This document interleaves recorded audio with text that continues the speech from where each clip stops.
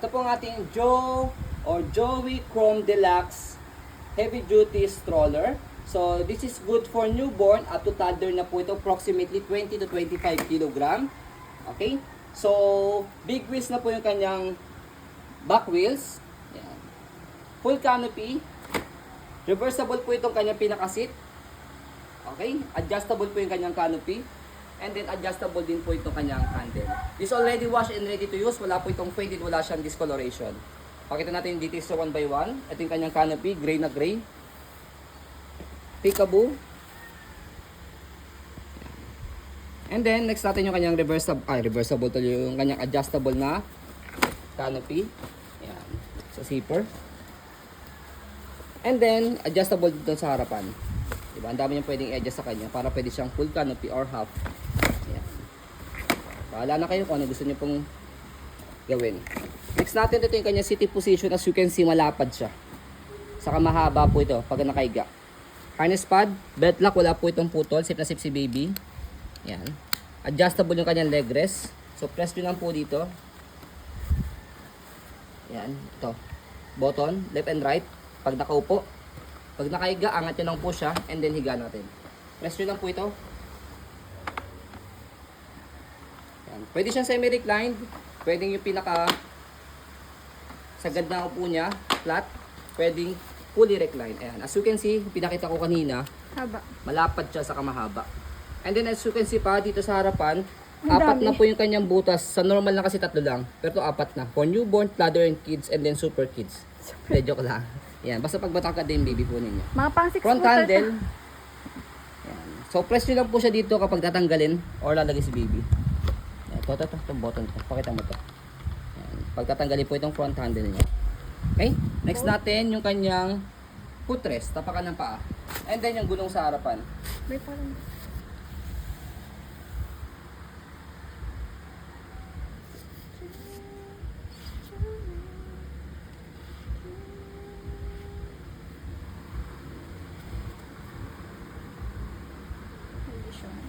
Conditions. Frame. Pakita natin yung body frame niya sa left side. Okay pa yung frame niya, makinis pa po siya, black na black. So sa maselang seller, pwede po ito sa maselang mga buyers din po. Kabilang frame.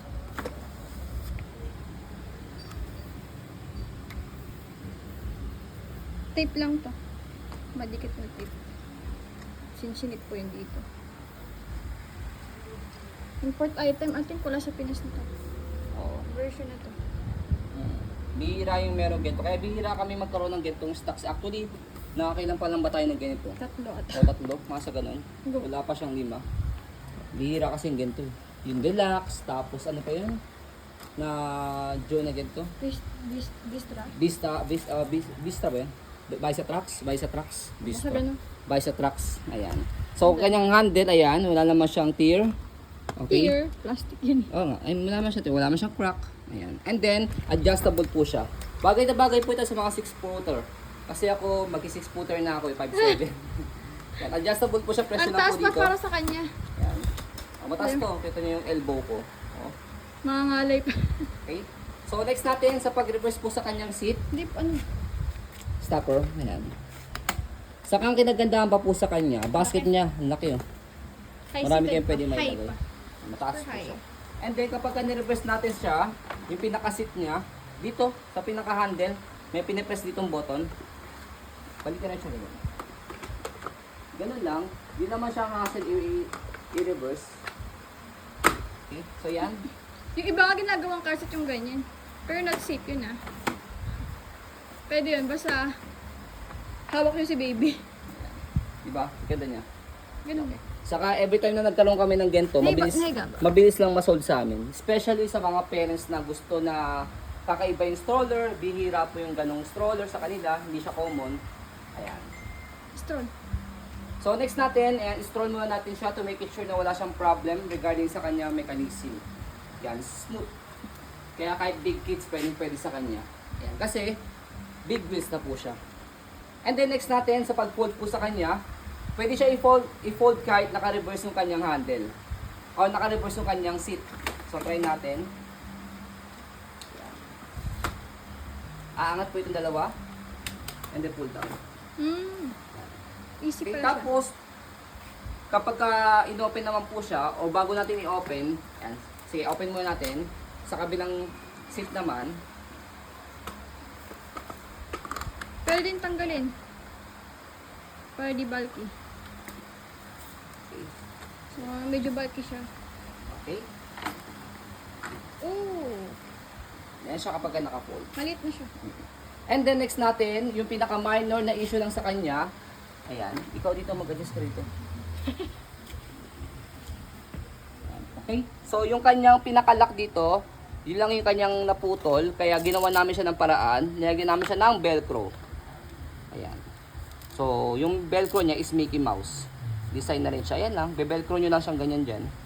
Hindi naman siya big deal. Oo. Yan. So, yan na mismo yung lock niya. Hindi na siya ma-open, no? Yan, Di di ba ba? yan?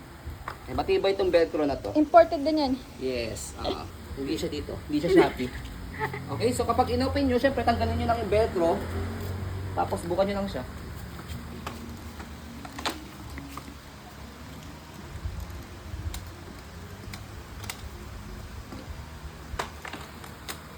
Okay, so adjust nyo lang yung handle niya para mas mababa. So that's it. Okay? So, ayan po, as you can see, very details po kami sa ayan pong pag-video. Kasi amin siya policy no refund no exchange. What you see is what you get. So, ayan po, maraming salamat. Have a nice day and God bless po.